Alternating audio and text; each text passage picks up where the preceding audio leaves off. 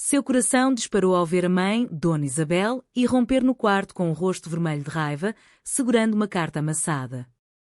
"O que é isso, Ana? Como você ousa esconder isso de mim?" gritou ela, jogando o papel no chão, revelando palavras de amor trocadas com Maria, sua melhor amiga.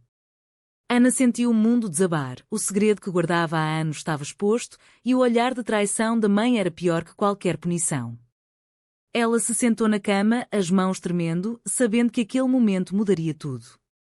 Em Lisboa, onde as tradições católicas ainda pesavam como correntes, um amor como o dela era visto como pecado imperdoável. Ana e Maria se conheceram na universidade, cursando literatura. Ana, com seus 25 anos, vinha de uma família conservadora do bairro de Alfama, onde o fado ecoava pelas ruas estreitas e as igrejas dominavam o horizonte. Seu pai, Sr. Manuel, era um pescador aposentado, devoto à Virgem Maria, e sua mãe gerenciava uma pequena loja de artesanato.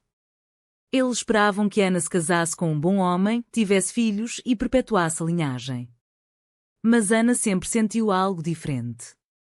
Desde adolescente, olhava para as meninas com uma admiração que ia além da amizade.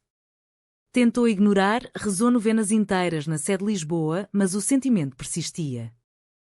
Maria, por outro lado, era de uma família mais liberal, vinda do Porto, mas morando em Lisboa para estudar. Com 24 anos, ela era extrovertida, com cabelos curtos e um sorriso que iluminava salas inteiras. Elas se aproximaram durante um projeto sobre Camões, discutindo sonetos de amor até altas horas.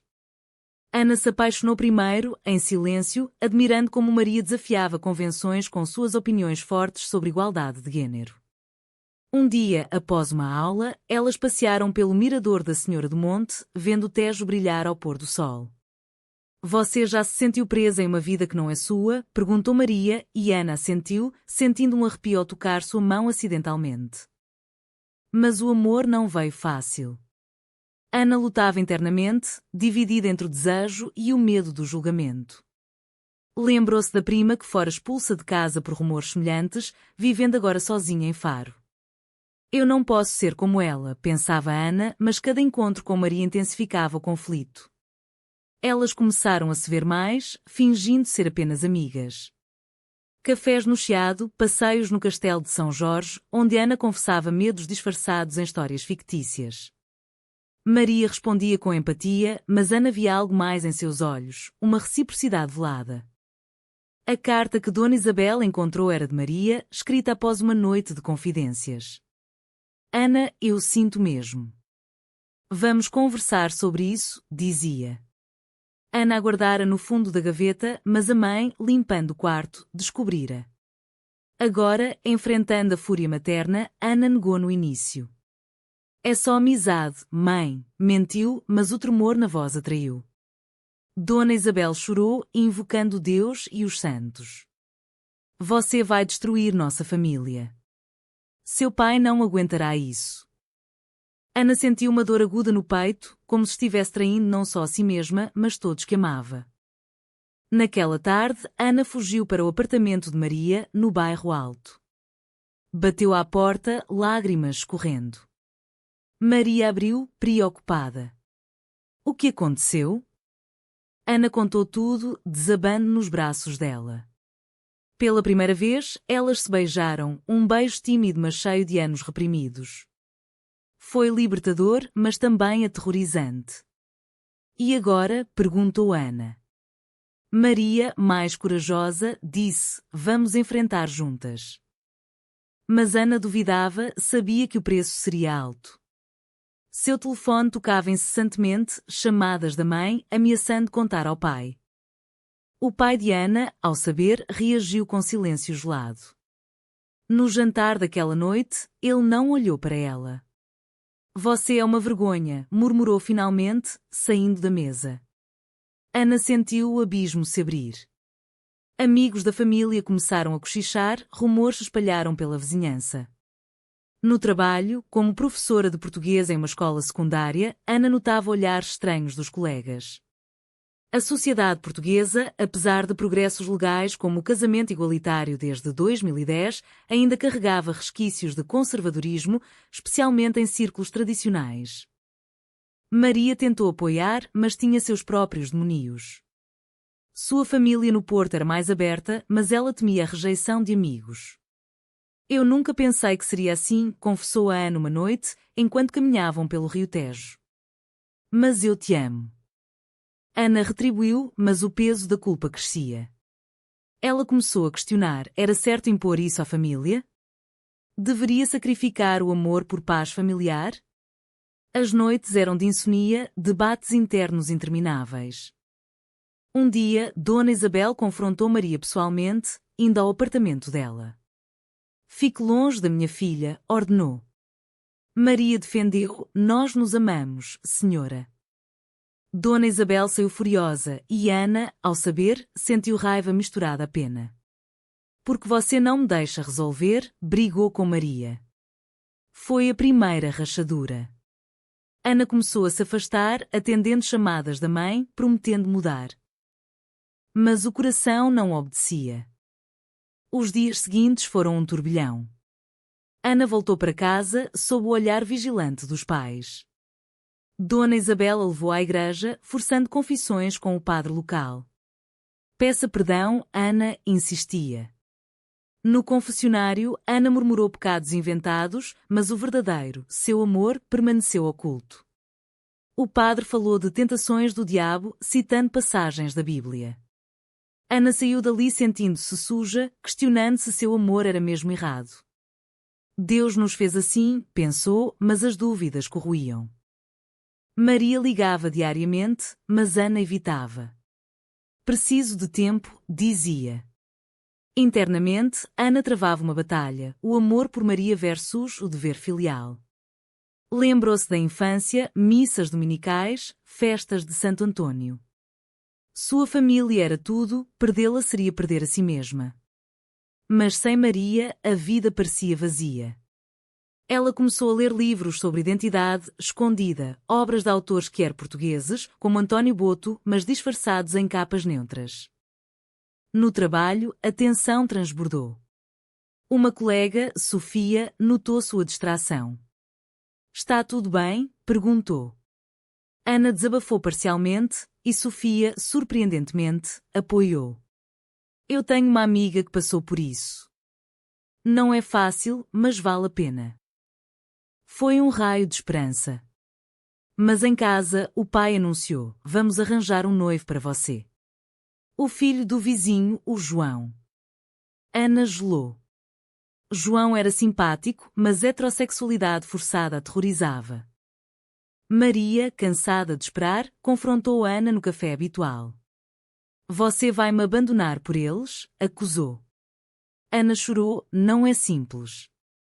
Eles são minha família. Maria rebateu: eu poderia ser sua família também.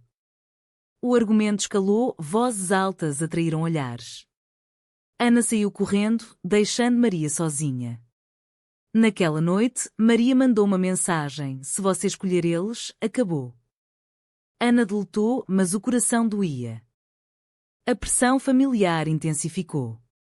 Dona Isabel convidou parentes para um almoço, onde sutilmente mencionaram problemas de Ana. Tios cochichavam sobre fases. Ana se sentiu exposta, como um animal em jaula. Fugiu para o quarto, ligando para Maria impulsivamente. Me ajude, suplicou. Elas se encontraram secretamente no Parque Eduardo VII, abraçando-se sob as árvores. Vamos fugir, sugeriu Maria. Ana hesitou: e minha vida aqui? O conflito interno de Ana atingiu o pico quando descobriu que a mãe lera mais mensagens. Dona Isabel trancou o telefone dela, dizendo: para o seu bem. Ana explodiu: você não entende. Eu amo ela. O pai ouviu e pela primeira vez, gritou: saia dessa casa se for para viver no pecado. Ana pegou uma mala, mas parou na porta. Eu não posso, pensou, voltando. Ligou para Maria: não dá. Adeus. Maria não aceitou. Apareceu na escola de Ana, causando cena. Fale comigo, exigiu. Alunos viram, professores murmuraram. O diretor chamou Ana, questionando sua conduta. Ana defendeu, é pessoal. Mas rumores se espalharam, a professora é lésbica. Pais reclamaram e Ana foi suspensa temporariamente. O preço da verdade era alto, perdeu o emprego que amava. Desesperada, Ana procurou terapia em uma clínica discreta em Lisboa. A terapeuta, doutora Clara, ouviu sem julgar. Você tem direito ao amor, disse. Ana refletiu sobre Mauta Nossé. Era egoísta priorizar si mesma? Ou covarde negar? Sessões ajudaram, mas a família pressionava mais. O pai adoeceu, estresse agravando problemas cardíacos. Dona Isabel culpou Ana, veja o que você causou. Maria, ferida, começou a namorar outra mulher, Rita, para provocar. Contou a Ana em uma mensagem, estou seguindo em frente.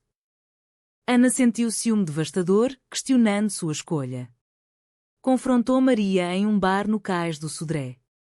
Você me traiu? Acusou. Maria riu amargamente, você me abandonou primeiro. A briga terminou em lágrimas, com Maria saindo com Rita. Ana voltou para casa derrotada. O pai, no hospital, chamou-a filha, eu te amo, mas isso me mata. Ana prometeu tentar mudar, mas era mentira. Internamente, planejava reconquistar Maria, custe o que custar. O ciclo de dor continuava, com decisões cada vez mais arriscadas. Meses passaram em uma névoa de arrependimento. Ana, desempregada, ajudava na loja da mãe, fingindo normalidade. Mas noites eram de choro silencioso, sonhando com Maria. Viu fotos dela com Rita nas redes sociais, sorrisos em praias do Algarve. A inveja corroía, mas também despertava determinação. Eu errei, admitiu em terapia. Doutora Clara incentivou, confronte seus medos. Ana decidiu agir. Escreveu uma carta longa para Maria, pedindo perdão. Entregou pessoalmente no apartamento. Maria abriu, olhos frios. Por que agora? Ana explicou, perdi tudo por medo. Quer nós? Maria hesitou, mas Rita apareceu, criando tensão. Saia daqui, disse Rita. Ana saiu humilhada, mas plantou a semente. Em casa, o pai melhorou, mas a família planejava um noivado forçado com João. Ana resistiu, não amo ele. Dona Isabel argumentou, amor vem depois. Ana pensou em fugir, mas o dever aprendia. Encontrou Maria secretamente em um café no Rocio. Deixe Rita, suplicou. Maria confessou, é só para esquecer você. Elas se beijaram novamente, reacendendo a chama. Mas Maria avisou, não posso ser segredo. O dilema ético aprofundou. Ana mentia para a família, saindo escondida. Encontros noturnos no terreiro do Paço, onde o rio refletia luzes. Vamos morar juntas, propôs Maria. Ana concordou, mas adiou. O segredo pesava, criando paranoia. Achava que a mãe seguia ela. Um dia, Dona Isabel descobriu outra carta. Confrontou Ana violentamente, você mentiu. Ana rebateu, é quem eu sou. O pai interveio, mas sofreu outro ataque cardíaco. No hospital, ele murmurou, por favor, pare. Ana sentiu culpa esmagadora. Minha escolha o matou, questionava. Maria, impaciente, deu ultimato, conta eles ou acabou. Ana marcou um jantar familiar. Tremendo, anunciou, amo Maria. Somos um casal. Silêncio ensurdecedor. Dona Isabel chorou, você nos destrói. O pai saiu da sala. Parentes foram chamados, e Ana foi ostracizada. Tios a chamaram de pecadora. Sozinha, Ana foi para Maria.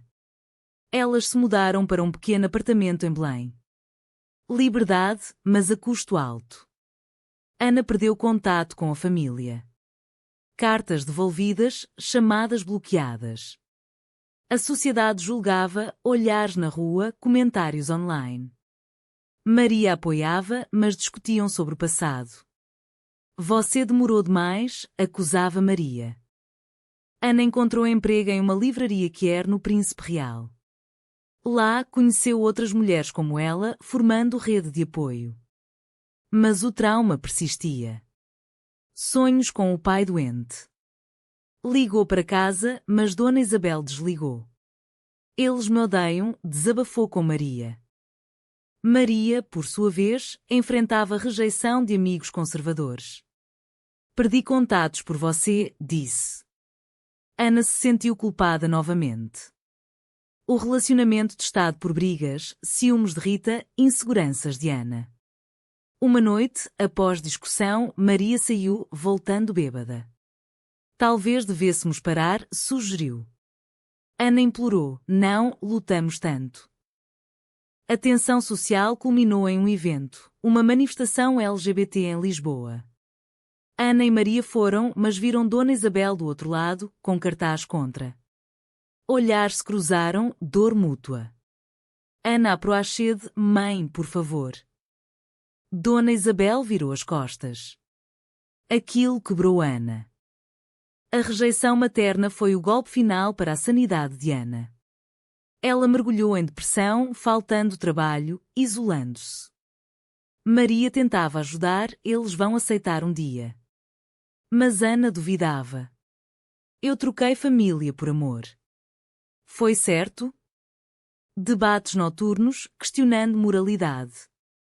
Maria, frustrada, começou a se distanciar, trabalhando mais. Ana procurou reconciliação. Foi à casa dos pais, batendo à porta. O pai abriu, magro e fraco. O que quer? Perguntou friamente. Ana chorou, perdão. Ele fechou a porta. Dona Isabel, espiando, gritou, vá embora. Ana saiu destruída, questionando tudo. Maria, vendo o sofrimento, propôs terapia de casal. Na sessão, revelaram ressentimentos. Ana admitiu medo de abandono, Maria, raiva pela hesitação inicial. A terapeuta ajudou, mas o caminho era longo. Enquanto isso, a sociedade portuguesa evoluía, notícias de avanços em direitos LGBT, mas em círculos tradicionais, o preconceito persistia. Um dia, Ana recebeu uma carta do pai, venha sozinha. Ela foi, nervosa. Ele confessou, eu errei. Medo me cegou. Abraçaram-se, lágrimas. Mas sobre Maria, não aceito ainda. Ana saiu esperançosa, mas dividida. Contou a Maria, que reagiu mal, eles ou eu? Ana escolheu ambas, causando briga. A traição veio inesperada. Maria, estressada, reencontrou Rita. Ana descobriu mensagens, saudades. Confrontou, você me trai? Maria negou, mas admitiu flerte. Foi erro, disse. Ana, ferida, saiu de casa. Vagou por Lisboa, dormindo em hotel. Questionou, todo amor acaba em dor? Dias depois, reconciliaram, mas confiança abalada. Ana focou em si, joined grupo de apoio LGBT, compartilhando história. Inspirou outras. Mas família ainda distante.